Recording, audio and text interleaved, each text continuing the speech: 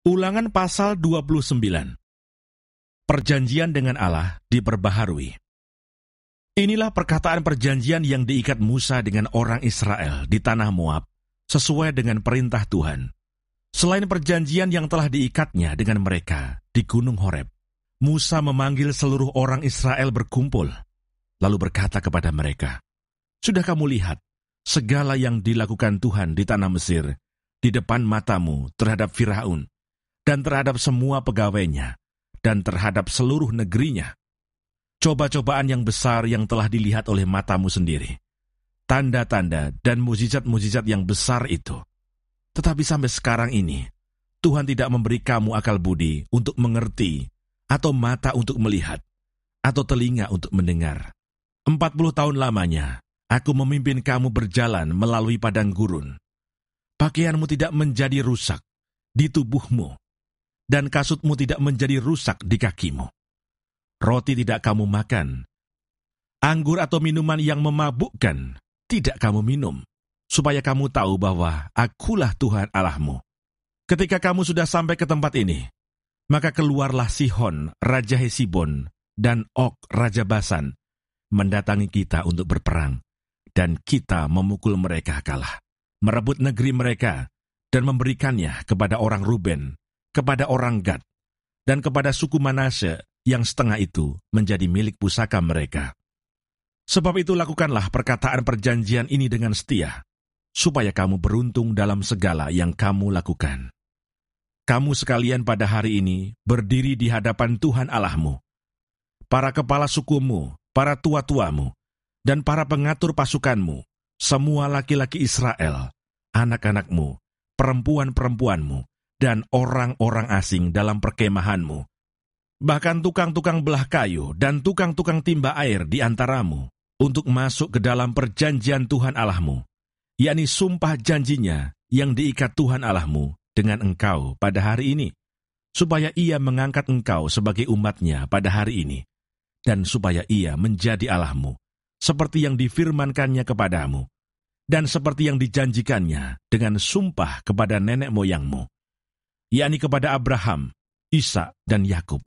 Bukan hanya dengan kamu saja aku mengikat perjanjian dan sumpah janji ini, tetapi dengan setiap orang yang ada di sini pada hari ini, bersama-sama dengan kita, yang berdiri di hadapan Tuhan Allah kita, dan juga dengan setiap orang yang tidak ada di sini pada hari ini, bersama-sama dengan kita. Sebab kamu ini tahu bagaimana kita diam di tanah Mesir, dan bagaimana kita berjalan dari tengah-tengah segala bangsa yang negerinya kamu lalui. Dan kamu sudah melihat dewa kejijikan dan berhala mereka, yakni kayu dan batu, emas dan perak itu, yang ada terdapat pada mereka. Sebab itu janganlah di antaramu ada laki-laki atau perempuan, kaum keluarga atau suku, yang hatinya pada hari ini berpaling meninggalkan Tuhan Allah kita, untuk pergi berbakti kepada Allah bangsa-bangsa itu. Janganlah di antaramu ada akar yang menghasilkan racun atau ipuh. Tetapi apabila seseorang pada waktu mendengar perkataan sumpah serapah ini, menyangka dirinya tetap diberkati dengan berkata, "Aku akan selamat, walaupun aku berlaku degil." Dengan demikian dilenyapkannya baik tanah yang kegenangan maupun yang kekeringan. Maka Tuhan tidak akan mau mengampuni orang itu, tetapi murka dan cemburu Tuhan akan menyala atasnya pada waktu itu. Segenap sumpah serapah yang tertulis dalam kitab ini akan menghinggapi dia, dan Tuhan akan menghapuskan namanya dari kolong langit. Tuhan akan memisahkan orang itu dari segala suku Israel, supaya dia mendapat celaka, sesuai dengan segala sumpah serapah perjanjian yang tertulis dalam kitab hukum Taurat ini.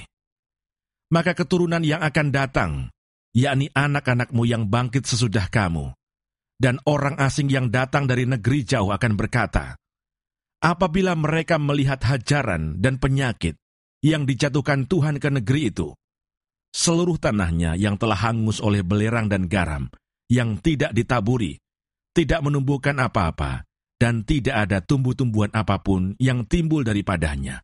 Seperti pada waktu ditunggang balikannya Sodom, Gomora, Adma, dan Seboim, yakni yang ditunggang balikan Tuhan dalam murka dan kepanasan amarahnya, bahkan segala bangsa akan berkata, apakah sebabnya Tuhan berbuat demikian kepada negeri ini?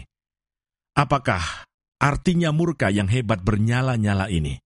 Maka orang akan menjawab, sebab mereka itu telah melalaikan perjanjian Tuhan, Allah nenek moyang mereka, yakni perjanjian yang diikatnya dengan mereka, ketika mereka dibawanya keluar dari tanah Mesir. Dan sebab mereka itu sudah pergi berbakti kepada Allah lain, dan sujud menyembah kepadanya, yakni Allah yang tidak dikenal mereka, dan yang tidak diberikan Tuhan kepada mereka sebagai bagiannya. Itulah sebabnya murka Tuhan bangkit terhadap negeri ini, sehingga didatangkan ke atasnya segala kutuk yang tertulis dalam kitab ini. Tuhan telah menyentakkan mereka dari tanah mereka dalam murka dan kepanasan amarah dan gusarnya yang hebat, lalu melemparkan mereka ke negeri lain, seperti yang terjadi sekarang ini.